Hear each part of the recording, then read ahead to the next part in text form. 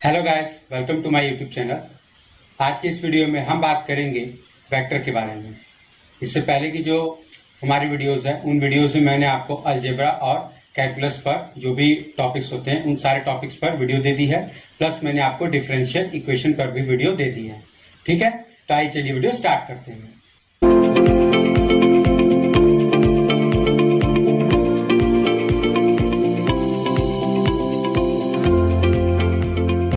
देखिए, सबसे पहले वेक्टर में हमारे पास जो चीजें होती है, पहला तो ये होता है कि आपको पता ही है कि वेक्टर हमारा कोई भी ऐसी क्वांटिटी को बोला जाता है जिसके पास magnitude as well as direction हो। ठीक है, तो वेक्टर का एडिशन और सब्ट्रैक्शन जो होता है वो थोड़ा इजी होता है, वो आपको आता होगा। हम यहाँ पर बेसिकली इस वीडियो में उन्हीं टॉपिक्स पर बात करेंगे जिन टॉपिक्स पर बेस्ड आपके कॉम्पिटिटिव एग्जाम में क्वेश्चंस आते हैं। ठीक है, तो पहले हम थोड़ा सा बेसिक जान लेते हैं वेक्टर के बारे में कि अगर हमारे पास कोई भी एक वेक्टर ए है तो बेसिकली हमारे पास इसके ओवरऑल 3 कंपोनेंट्स होते हैं, that is a i plus b j plus c के।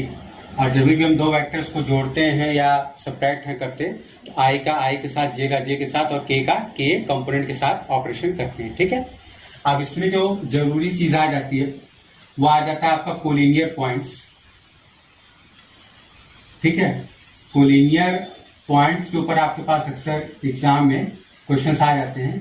तो देखिए, कोलिनियर पॉइंट्स के लिए आपके पास जो बेसिकली मेथड ही होता है हमारे पास कि मान लीजिए हमारे पास ये कोई एक लाइन है और इस लाइन पर कोई 3 पॉइंट्स हैं, ए बी एंड सी। ठीक है, तो अब क्या होता है हमारे पास कि हमारे पास ए बी बराबर सम लैम्डा टाइम्स ए सी हो जाता है। ठीक है, ए बी बराबर लैम्डा टाइम्स ए सी हो जाता है, या ऐसे हमारे पास जो भी चीजें होती हैं वो हो जाती हैं। लेकिन एग्जाम में आपको वेक्टर के केस में ये सारी चीजें निकालना थोड़ा सा लॉन्ग पड़ता है। और आपको अगर कोई भी एग्जाम में मान लीजिए क्वेश्चन दे दिया है कि a is equal to some vector दे दिया है या b is equal to some vector आपको दे दिया है, सी इज इक्वल टू, तो अगर आप वहां से आपको ये पूछेगा कि ये ए बी सी वेक्टर्स आपस में कोलिनियर है या नहीं, तो वहां पे अगर आप ये मेथड लगाने जाएंगे तो आपको थोड़ा सा टाइम टेकिंग हो जाएगा। ठीक है, तो उस चीज के लिए मैंने एक शॉर्टकट मेथड बताया है और वो लगभग जितने भी क्वेश्चन मैंने अब तक देखे हैं वो सारों पर वर्क कर रहा है। तो मैं आपको बेसिकली वही मेथड बता देता हूं। उस मेथड से हम पहला चीज तो ये कि पॉइंट्स हमारे कोलिनियर हैं या नहीं ये भी मालूम पड़ जाएगा। दूसरा, अगर आपको ये दिया रहा है कि पॉइंट्स कोलिनियर है और आपको कोई lambda, mu, A B C इनकी अगर वैल्यू निकालनी हो तो उसका भी आप वहां पर यूज कर सकते हैं। ठीक है, देखिए अब हमारे पास ये दिया हुआ क्वेश्चन कह रहा है कि if A is equal to B is equal to C is equal to, हमारे पास ए बी सी का पोजीशन वेक्टर दिया हुआ है और एक में हमारे पास पी क्यू और आर के फॉर्म में उसके पॉइंट्स का कोऑर्डिनेट दिया हुआ है इन टर्म्स ऑफ आई जे के। ठीक है, तो यही बेसिकली 2 टाइप से आपको पॉइंट्स आ सकते हैं जहां पर आपको पूछेगा कि ये कोलिनियर है या नहीं। तो हम पहले वाले को सॉल्व कर लेते हैं। देखिए, जो मैं आपको मेथड बताने जा रहा हूँ ये चाहे आपको पोजीशन वेक्टर दिया हो चाहे आपको पॉइंट दिया हो, हर केस में काम करेगा। देखिए, जैसे आपके पास ये दिया हुआ है तो अगर आपको जब भी चेक करना हो शॉर्टकट में कि कोलिनियर है या नहीं तो आप इस तीसरे कंपोनेंट को भूल जाइए, आपके पास केवल ये 2 बचा। ठीक है, और यहाँ पर भी यही होगा कि जो के वाला होगा कोऑर्डिनेट उसको आप भूल जाएंगे, केवल आई जे पर ध्यान देंगे। तो आपको ध्यान ये देना है कि हम ए और बी में से बी का वाई वाला, ठीक है, इसको आप एक्स वाई जेड मान लीजिए इस तरीके से। तो अगर मान लीजिए आपका ये एक्स वाला कंपोनेंट हो गया, ये वाई वाला कंपोनेंट हो गया, ये जेड वाला कंपोनेंट हो गया, बी में से ए वाले का वाई कंपोनेंट घटाइए तो माइनस बी आपका ऊपर हो जाएगा -2b अपॉन बी के एक्स वाले में से एक्स वाला कंपोनेंट, तो 5 है -2a 3a आ जाएगा आपका। ठीक है, एंड अब उसके बाद सी और बी में से आप घटाइए तो देखिए सी और बी में से जब घटाएंगे तो -3b minus minus plus B that is -2b upon 8a में से 5a घटाएंगे तो 3a। ठीक है, अब देखिए इससे हमें क्या मिला, हमारे पास मिला कि 2b upon 3a is equal to होगा 2b अपॉन 3a। तो यहां पर कहने का मतलब ये है कि इनको जब हमने घटाया a b और b c के तो इनके y2 minus y1 upon x2 minus x1 का जो रेशियो है वो सेम आएगा, ठीक है। जरूरी नहीं कि इक्वल आप मतलब पहले आप रेशियो निकालेंगे तो वो रेशियो हमेशा सेम आएगा। तो अगर वो रेशियो सेम आ जाता है, ठीक है, जैसे यहाँ पर 2b/3a और 2b/3a आ रहा है, तो ये रेशियो हमारा हो गया सेम। तो इस अगर ये चीज हमारे पास आ जा रहा है तो हम कह देंगे कि वो जो पॉइंट्स तीनों आपस में वो कोलिनियर है, यानी ABC आर कोलिनियर, ठीक है। अब क्वेश्चन नंबर 2 की हम बात करते हैं, ठीक है। अब ये देखिए आपका बहुत ही कम टाइम हो गया। वैसे आप क्या करते हैं, AB निकालते हैं, BC निकालते हैं, फिर लैम्डा टाइम्स करते हैं, तो आपका टाइम टिकेगा। तो आपको सिंपली इसमें से y वाला कंपोनेंट अपॉन x वाला कंपोनेंट फिर बराबर, ये याद रखेंगे आपको तीनों पॉइंट्स का कॉन्ट्रीब्यूशन लेना है, क्योंकि आपको तीनों को चेक करना है, ठीक है। तो AB ले लेंगे, एक बार BC ले लेंगे। अब यहाँ पर हम बात कर लेते हैं P एंड Q। तो P एंड Q वाले की बात करेंगे तो -j -2j हो जाएगा अपॉन i माइनस आई की वैल्यू हो जाएगी 0। और हमें यहाँ पर क्या करना है, फाइंड ABC करना है, P Q R R collinear. अब R वाले में से ये घटाते हैं तो B minus -1 is equal to B plus 1, ये आपका J टाइम्स हो जाएगा। और उसके बाद आपका A इसमें से घटाएंगे तो A minus 1 upon A minus 1 I times. अब देखिए ये यहाँ पर क्रॉस मल्टीप्लाई हो जाएगा। अगर हमारे कोलिनियर है तो हमने बताया कि जो इनका रेशियो का होगा बराबर, तो ये 0 यहाँ मल्टीप्लाई हो जाएगा। तो जब 0 इस B में B+1 में मल्टीप्लाई हो रहा है तो हमारे पास B की कोई भी रियल वैल्यू हो, हम अगर B+1 में 0 की वैल्यू मल्टीप्लाई कर रहे हैं तो हमारे पास वो वैल्यू अल्टीमेटली 0 मिल जाएगी, चाहे हमारे B की कोई भी रियल वैल्यू हो। तो दिस इंप्लाइज दैट कि हमारे पास B बिलोंग्स टू रियल हो जाएगा। अब अगर हम A की वैल्यू बात करेंगे तो A minus 1 into 2, A minus 1 into -2 is equal to हमारे पास 0 आ रहा है। तो A की वैल्यू कितनी होगी, दिस इंप्लाइज दैट A की वैल्यू 1। अब देखिए A की वैल्यू तो 1 आ गई आपकी, B की वैल्यू आके रियल नंबर। अब सवाल आता है कि C की वैल्यू कितनी होगी। तो देखिए P एंड Q में आपका K कंपोनेंट नहीं है, तो आपका जाहिर सी बात है कि जो R वाला है पॉइंट, उसमें भी आपका जो K कंपोनेंट है वो नहीं होना चाहिए, तभी ये कि आपस में क्या होंगे, कोलिनियर्स होंगे। तो this implies that C is equal to 0। तो हमारे पास A is equal to 1, C is equal to 0 and B belongs to real number. हमारे पास ये इसका आंसर हो जाएगा, ठीक है।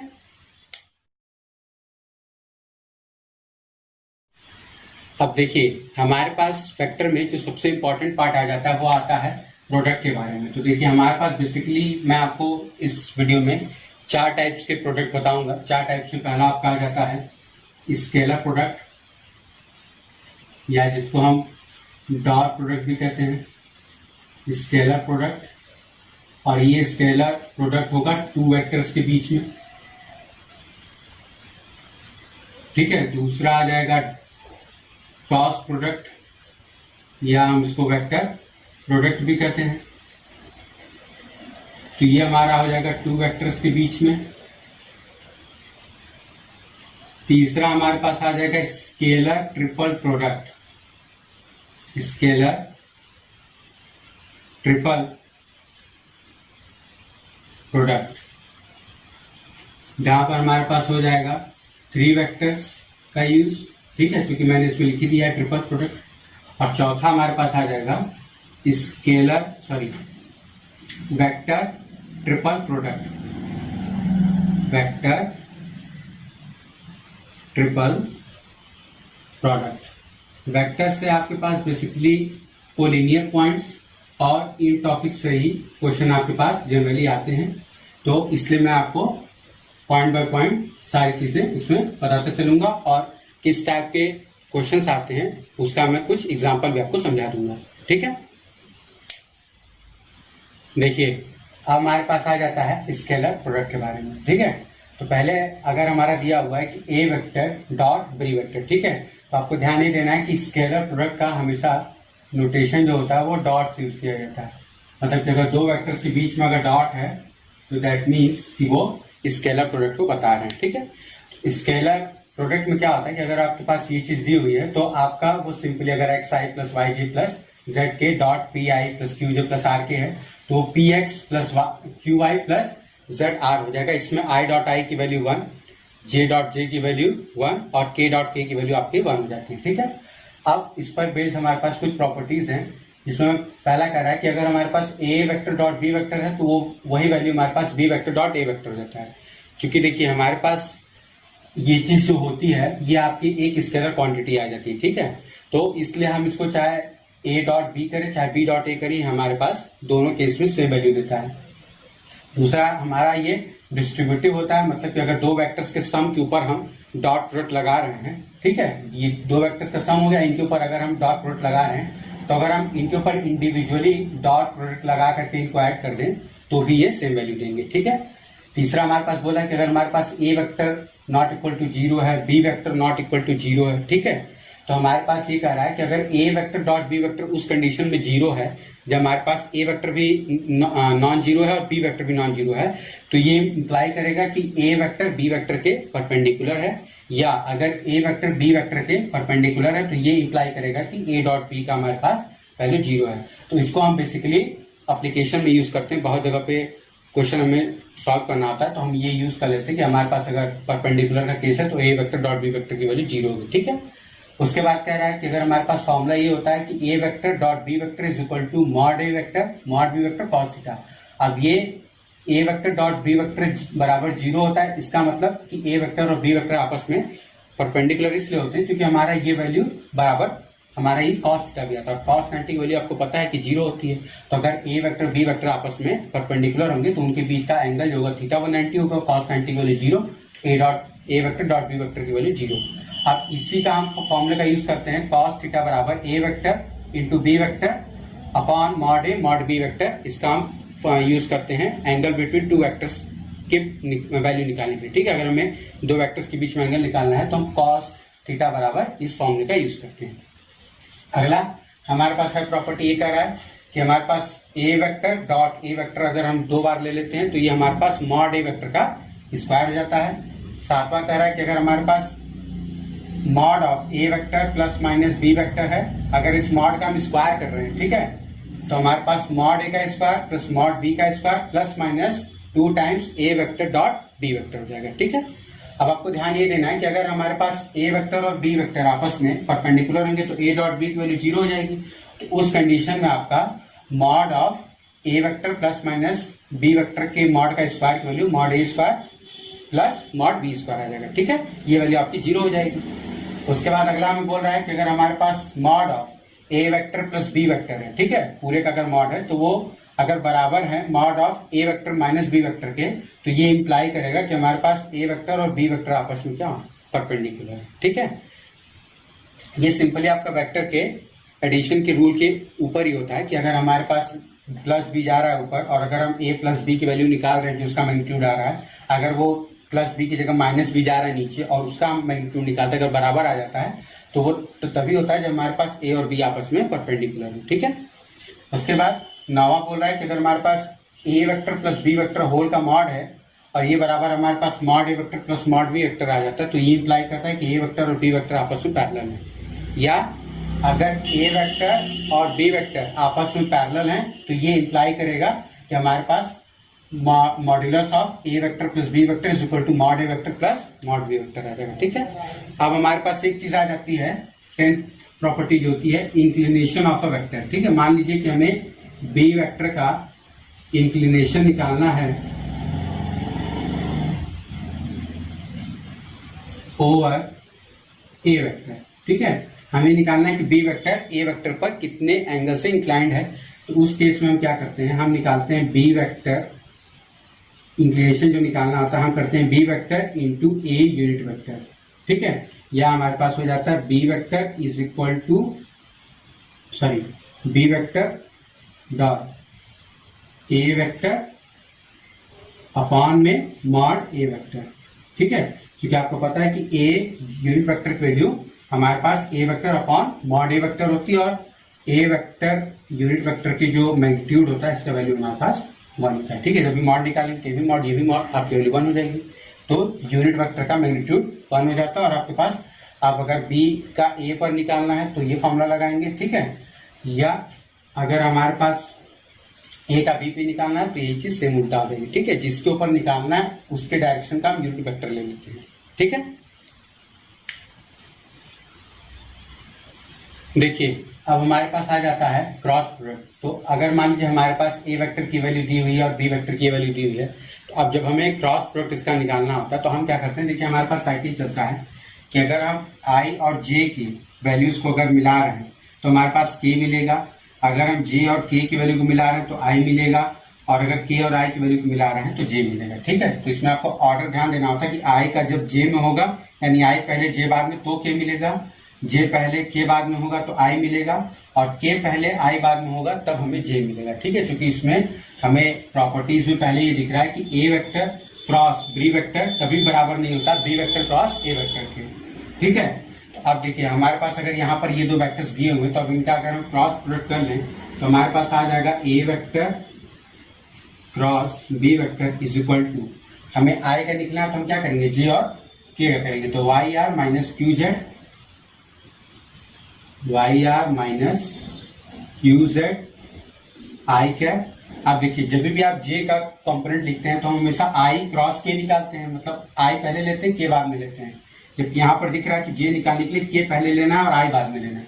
तो यहाँ पर हम आई पहले ले रहे हैं इसलिए हम क्या करेंगे, यहाँ पर माइनस लगा देंगे, और अब जे वाले को ढक लेंगे तो हमारे पास बच जाएगा R into X P into Z, हमारे पास हो जाएगा R X minus P Z जे।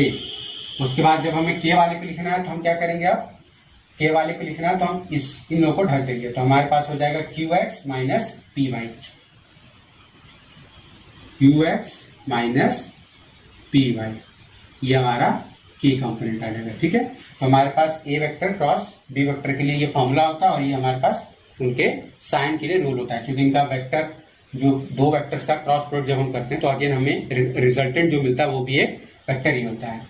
अब हमारे पास पहली प्रॉपर्टी तो ये आपको समझ में आ गई कि क्यों होता है। दूसरा कह रहा है कि अगर हमारे पास ए वेक्टर क्रॉस बी वेक्टर है तो इसका हमारे पास फॉर्मूला होता है कि A mod of A vector mod of B vector sine theta और N unit vector, N unit vector जो होगा वो ए क्रॉस बी के डायरेक्शन में होगा। ठीक है, मतलब A vector cross B vector जो भी हम निकालेंगे एक नया वेक्टर आएगा उस वेक्टर के डायरेक्शन में हमारे पास ये यूनिट वेक्टर होता है। तीसरा हमारे पास प्रॉपर्टी ये है कि हमारे पास ये डिस्ट्रीब्यूटिव होता है, that is A vector cross B vector plus C vector है, तो जैसे हमारे पास डॉट प्रोडक्ट में होता था वैसे यहाँ पर भी होगा कि ये ए vector cross B vector plus A vector cross C vector के बराबर होगा। चौथा हमारे पास प्रॉपर्टी इंपॉर्टेंट कह रहा है कि अगर हमारे पास कोई एम स्केलर है उसको हमने ए वेक्टर से किया मल्टीप्लाई, फिर उसका हमने क्रॉस किया प्रोडक्ट किसी एक scalar N into B vector से, तो जब हम इनका क्रॉस प्रोडक्ट करते हैं तो हम ध्यान ये देते हैं कि या तो हम दोनों को कॉमन लेकर के A vector cross B vector करेंगे, या तो हम एम को कॉमन लेकर के A vector cross N B vector करेंगे, या हम एन को कॉमन लेकर के N A vector cross B vector करेंगे। लेकिन हम कभी भी एम की जगह पर एन और एन की जगह पर एम रख करके ये चीज नहीं करेंगे। अगर आप ये करते हैं तो ये चीज आपकी गलत हो जाएगी, इसलिए मैंने यहाँ पर लगा दिया नॉट इक्वल टू। आपको ये ध्यान देना होता है कि हम स्केलर्स का आपस में एक्सचेंज नहीं कर सकते हैं क्रॉस प्रोडक्ट के केस में। तो अगर हमारे पास M A vector cross N B vector है तो हम उसको कभी भी N A vector cross M B vector नहीं लिख सकते। ठीक है, अब हम बात कर लेते हैं इस पर बेस्ड कुछ एप्लीकेशंस के बारे में। हमारा वेक्टर प्रोडक्ट जो होता है वो बेसिकली उसका हमारे पास एरिया निकालने में कुछ एप्लीकेशंस हैं, हम उन पर बात कर लेते हैं। ठीक है, देखिए अब हम बात कर लेते हैं इनके एप्लीकेशन के बारे में। जो हमारा क्रॉस प्रोडक्ट होता है उसके कह रहा है कि पहला हमारे पास कि एरिया ऑफ पैरेललोग्राम हमें निकालना है तो वो बराबर होता है magnitude of A vector cross B vector के, अगर हमारे पास ए एंड बी उसके एडजेसेंट साइड्स हैं। ठीक है, तो अगर हमारे पास ए वेक्टर और बी वेक्टर का कोई भी पैरेललोग्राम बना हुआ है जहां पर ए वेक्टर और बी वेक्टर आपका एडजेसेंट साइड है उसके, तो आप उसका एरिया निकालने के लिए magnitude of A vector cross B vector कर देंगे। अगर आपको एरिया ऑफ ट्रायंगल निकालना है तो आपके पास कोई भी दो साइड्स आपको दी हुई हो, ठीक है, उनका क्रॉस प्रोडक्ट करिए, मैग्नीट्यूड करिए, उसका जैसे आप आधा करेंगे, ठीक है, मैग्नीट्यूड निकाल करके, तो वो हमारे पास एरिया ऑफ ट्रायंगल हो जाएगा। ठीक है, अब area of triangle A B C, देखिए यहाँ पर भी एरिया ऑफ ट्रायंगल, यहाँ पर भी एरिया ऑफ ट्रायंगल। यहाँ पर एरिया ऑफ ट्रायंगल आपको इसलिए बताया जा रहा है ईबीसी फॉर्म में कि हम अगर मान लीजिए कि आपके पास आपको लेंथ जो होता है मतलब ट्रायंगल की साइड्स न देकर के पॉइंट्स दिए हों तो वहाँ पर आपको उनकी पोजीशन वेक्टर यानी लेंथ निकालनी पड़ेगी। तो उस कंडीशन में आप ध्यान ये देंगे कि आपको half A B cross A C का मैग्नीट्यूड वही बराबर होता है half B C cross B A का मैग्नीट्यूड बराबर half C A cross C B का मैग्नीट्यूड। अब आपको यहाँ पर ध्यान देने वाली बात यह कि अगर हमारे पास ये ए बी है तो ये भी ए बी है, मतलब अगर ए से स्टार्ट हो रहा है तो ए से बी में जाएगा, तो ए से सी में भी जाएगा। अगर बी से स्टार्ट हो रहा है तो बी से सी में जा रहा है तो बी से ए में भी जाएगा। अगर सी से स्टार्ट हो रहा है तो सी से ए में जा रहा है तो सी से बी में भी जाएगा। ठीक है, ये आपको ध्यान देना है यहाँ पर। ठीक है, अगला हमारे पास है, कह रहा है एरिया ऑफ पैरेललोग्राम, तो ये बराबर है half of A vector cross B vector का मैग्नीट्यूड। अब देखिए यहाँ पर आपको केवल बोला था कि ए वेक्टर क्रॉस बी वेक्टर का मैग्नीट्यूड लेंगे, यहाँ पर आधा लेने के लिए बोल रहा है। इसका रीजन ये कि यहाँ पर ए और बी आपके एडजेसेंट साइड्स थे, ठीक है, और यहाँ पर ए और बी जो है इसके डायगोनल्स थे। देखिए जिन लोगों को न समझ में आ रहा हो कि एडजेसेंट साइड्स का मतलब क्या होता है, तो मैं आपको यहाँ बता दूं कि हमारे पास अगर ये चीज़ ऐसे पैरेललोग्राम बना हुआ है तो ये ए वेक्टर हो गया और ये बी वेक्टर हो गया। ठीक है, इस केस में आपके पास ये कह रहा है कि अगर हमारे पास पैरेललोग्राम है तो ये ए वेक्टर है, ये बी वेक्टर है। यहाँ पर डायगोनल्स की जब बात कर रहा है तो यहाँ पर कह रहा है कि अगर हमारे पास ये पैरेललोग्राम हो गया तो अब हमारे पास ये कह रहा है कि ए वेक्टर है और ये हमारे पास कह रहा है कि बी वेक्टर है। ठीक है, आपका एक डायगोनल ये ए वेक्टर हो गया, आपका ये एक डायगोनल बी वेक्टर हो गया, इसलिए यहाँ पर इसको हाफ कर दिया गया। ठीक है, अब उसके बाद लास्ट हमारे पास कि अगर हमें एरिया ऑफ क्वाड्रिलेटरल निकालना है ए बी सी डी, तो ये बराबर होता है half of A C cross B D का मैग्नीट्यूड। ठीक है, मतलब कि सिंपल सी बात है कि हम उनके डायगोनल्स को ले लेंगे। मान लीजिए हमारे पास कोई भी एक क्वाड्रिलेटरल है ए बी सी डी, ठीक है, तो हम क्या करेंगे, उनके डायगोनल्स का क्रॉस प्रोडक्ट ले लेंगे और उसका मैग्नीट्यूड अगर ले लेंगे तो हमारे पास ए सी क्रॉस बी डी का मैग्नीट्यूड ले लेंगे और उसका हाफ कर देंगे तो हमारे पास एरिया ऑफ क्वाड्रिलेटरल आ जाएगा। ठीक है, देखिए अब हम बात कर लेते हैं स्केलर ट्रिपल प्रोडक्ट के बारे में। तो अगर हमारे पास देखिए स्केलर ट्रिपल प्रोडक्ट हमारे पास पहचानने का तरीका ये होता है,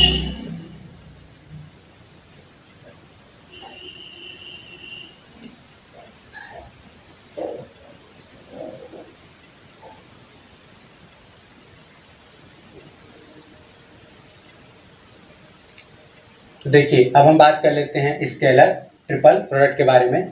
तो अगर हमारे पास इस प्रोडक्ट को पहचानने का तरीका ये होता है कि अगर हमारे पास कोई भी दो वेक्टर्स हैं, ठीक है, अगर उनका क्रॉस प्रोडक्ट किया जा रहा है और उनके क्रॉस प्रोडक्ट का किसी अनदर थर्ड वेक्टर के साथ डॉट प्रोडक्ट किया जाता है, तो आपको पता है कि आपका ए वेक्टर क्रॉस बी वेक्टर की जो वैल्यू होगी वो एक वेक्टर क्वांटिटी होगी, और एक वेक्टर क्वांटिटी का अगर हम किसी दूसरे वेक्टर क्वांटिटी के साथ डॉट प्रोडक्ट करते हैं तो हमारे पास जो क्वांटिटी मिल जाती है क्या मिलती है, स्केलर मिल जाती है। ठीक है, तो इसलिए हम इसको स्केलर ट्रिपल प्रोडक्ट कहते हैं, क्योंकि हमें जो वैल्यू मिलती है वो एक स्केलर क्वांटिटी मिलती है।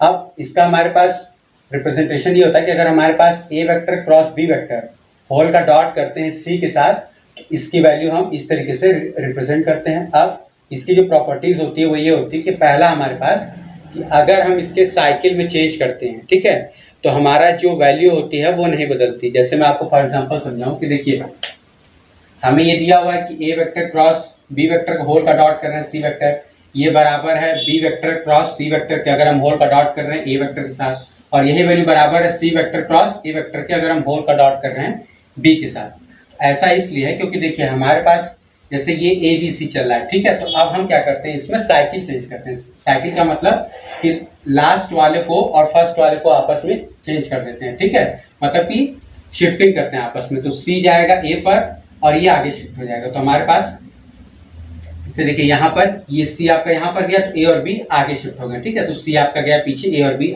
आगे शिफ्ट हो गए। अब आपके पास जब सी यहाँ पर आ गया, ए और बी हो गया आगे शिफ्ट, अब अगेन आपका बी यहाँ पर आएगा, सी और ए आगे शिफ्ट हो जाएंगे, तो आपका बी यहाँ पर आ गया, सी और ए आगे शिफ्ट हो गए। तो हमारी पूरी साइकिल चेंज हो जा रही है। ठीक है, मतलब हर एक वेक्टर आपस में एक दूसरे की जगह चेंज कर दे रहे हैं। इस वजह से हमारे पास न तो इसके साइन में कोई चेंज होता है, नहीं इसके मैग्नीट्यूड में कोई चेंज होता है। लेकिन अगर हम ये करें कि किसी एक वेक्टर को फिक्स रख करके दो वेक्टर्स को आपस में चेंज कराएं, तो उस कंडीशन में हमारे पास क्या होता है कि उनका साइन चेंज हो जाता है, उनका मैग्नीट्यूड नहीं चेंज होता है। जैसा इसकी प्रॉपर्टी 2 बता रही कि अगर हमारे पास ए वेक्टर बी वेक्टर और सी वेक्टर, इनका हम अगर स्केलर ट्रिपल प्रोडक्ट लेते हैं और अगर हम बी को बीच में फिक्स करके, ठीक है, ए और सी को वेरी कराते हैं, जैसे आपका बी यहाँ बीच में फिक्स है, ए और सी को आपस में चेंज कर दिए। ठीक है, सी आपका बाद में था तो सी यहाँ पहले हो गया, ए बाद में हो गया, तो यहाँ पर देखिए माइनस साइन लग गया। अब अगर मान लीजिए हमने सी को छोड़ दिया, ए और बी को आपस में चेंज कर दिया, तो सी यहाँ पर फिक्स है, बी और ए को आपस में चेंज किया, तो इसके मैग्नीट्यूड में तो चेंज नहीं हुआ, लेकिन इसके साथ माइनस साइन लग गया। अब अगर मान लीजिए कि हम ए को फिक्स रख देते हैं, बी और सी को आपस में चेंज कर देते हैं। तो ए को फिक्स रखा हमने, बी और सी को आपस में चेंज कर दिया, तो अगेन यहाँ पर आपका मैग्नीट्यूड तो सेम रहा, पर में माइनस साइन लग गया। ठीक है, तो आपको ये ध्यान रखना है कि अगर हमारे पास स्केलर ट्रिपल प्रोडक्ट में अगर तीनों वेक्टर्स आपस में पोजीशंस चेंज कर रहे हैं, ठीक है, तब तो ना उनका मैग्नीट्यूड चेंज होगा, नहीं उनका साइन चेंज होगा। लेकिन अगर तीनों में से कोई एक वेक्टर फिक्स है और दो वैल्यूज आपस में पोजीशन चेंज कर रही हैं, तो हमारा मैग्नीट्यूड तो इस केस में भी सेम रहेगा, लेकिन उनका साइन जो होगा वो बदल जाएगा। अब हमारे पास आ जाता है तीसरा ये कि अगर हमारे पास ए vector cross B vector whole का डॉट सी वेक्टर है, तो ये बराबर हो जाएगा ए vector dot B cross C vector. ठीक है, जैसा हमने यहाँ लिखा हुआ है, if cycle order of vector remain same. ठीक है, अगर आपका ये चीज फॉलो हो रहा है तो आप ये लिख सकते हैं, जाहिर सी बात है कि आपका ये वेक्टर डॉट ये वेक्टर है, और आपको पता है कि डॉट प्रोडक्ट या हमारा जो स्केलर प्रोडक्ट होता है वो कम्यूटेटिव लॉ को होल्ड करता है। तो चाहे हम बी क्रॉस सी होल का डॉट ए लिखें, चाहे A vector dot whole cross B vector cross C vector लिखे, ठीक है, ये चीज हमारा सेम हो जाएगा। कब? जब हमारे पास साइकिल ऑर्डर का सेम है। तो मतलब हमने यहाँ पर क्या किया, क्रॉस की जगह डॉट लगा दिया और डॉट की जगह पे क्रॉस चेंज कर दिया। ठीक है, ये हम कर सकते हैं अगर हमारा cycle order of vector same.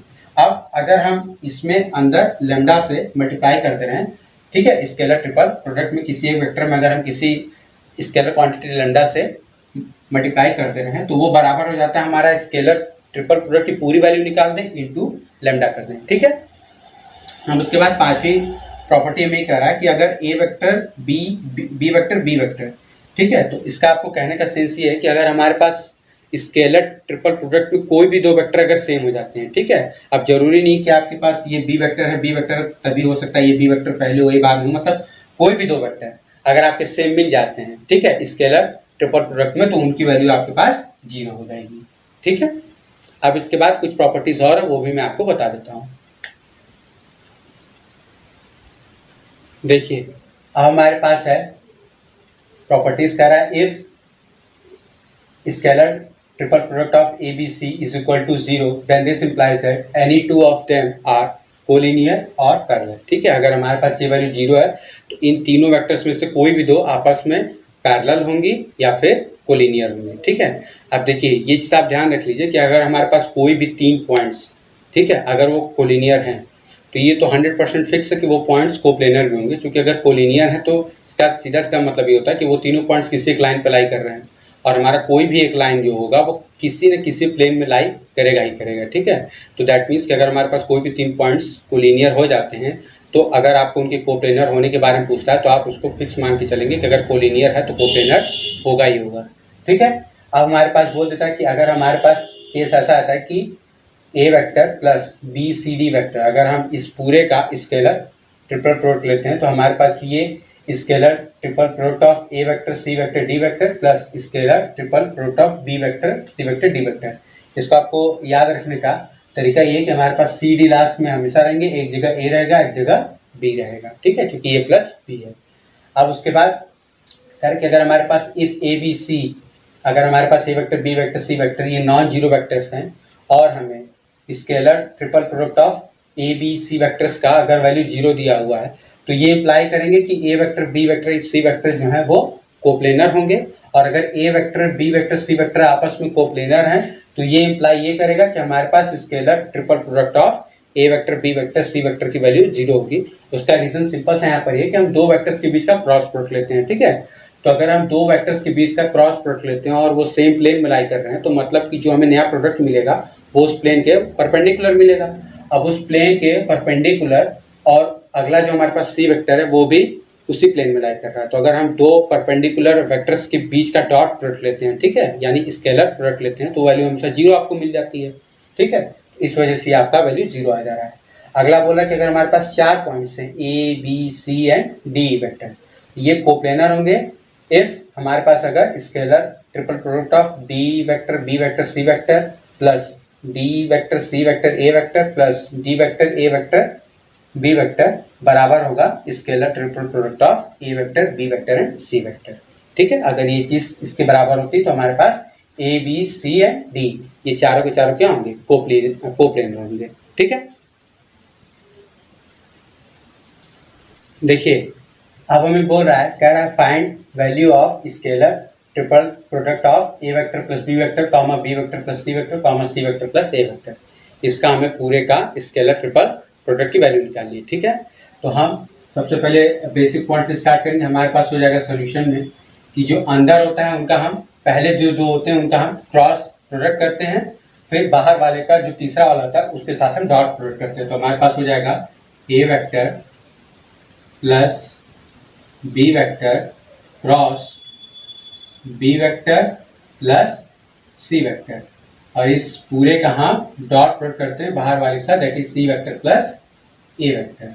ठीक है, अब इसके बाद हम क्या करेंगे अगले स्टेप में, अब यहाँ पर क्रॉस प्रोडक्ट है तो हम क्या करेंगे डिस्ट्रीब्यूशन लगाएंगे। ठीक है, तो A vector cross B vector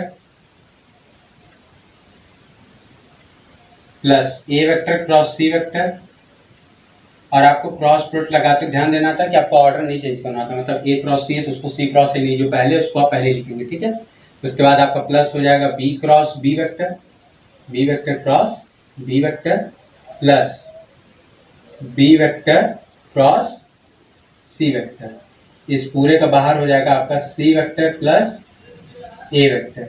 ठीक है, अब देखिए हमारे पास अगले पॉइंट में क्या होगा कि आपका बी क्रॉस बी क्या होगा, जीरो हो जाएगा।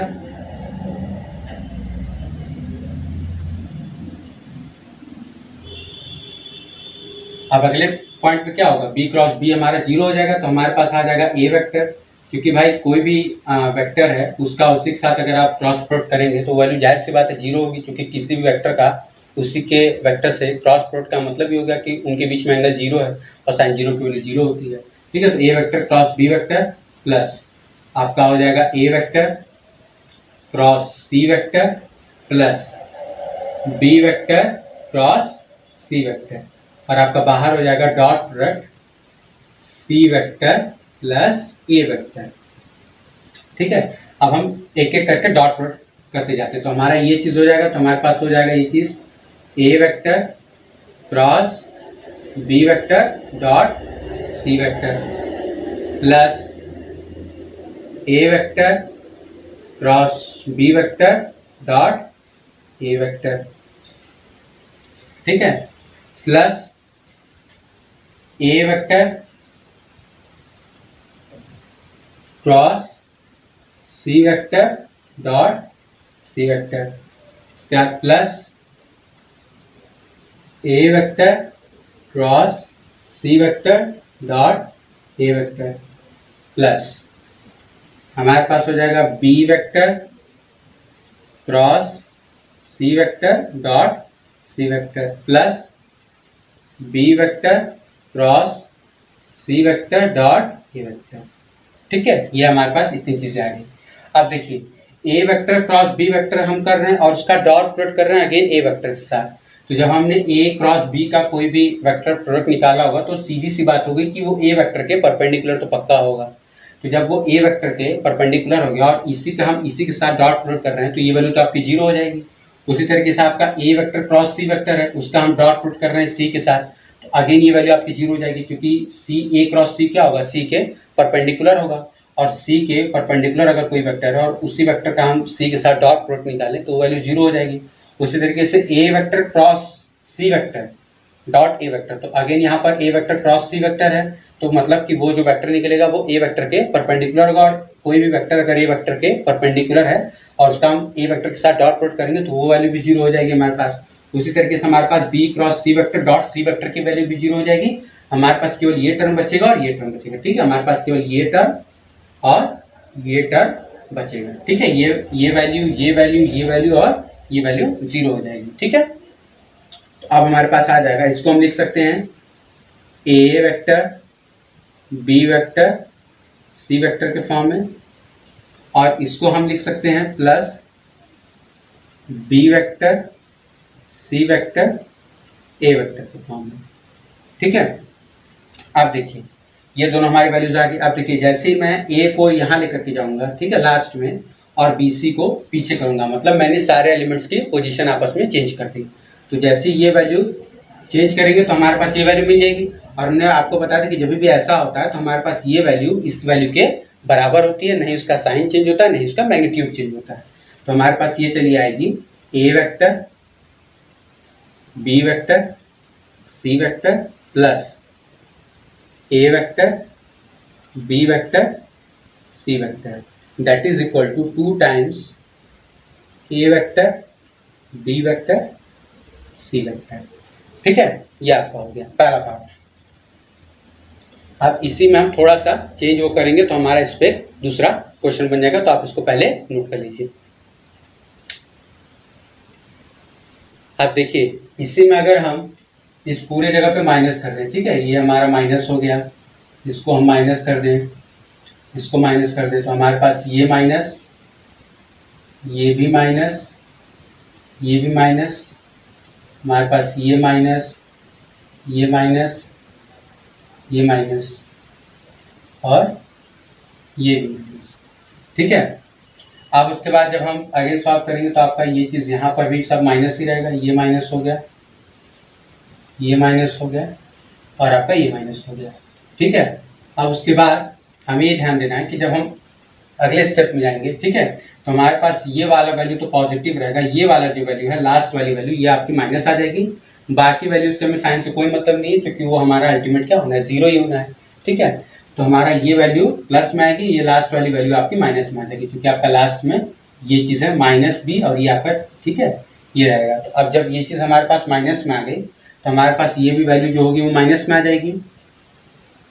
अब अगर ये वैल्यू आपस में बराबर है तो ये भी माइनस, और अगर ये चीज़ आपस में घट जा रही है तो ये पूरी वैल्यू कितनी हो जाएगी, जीरो।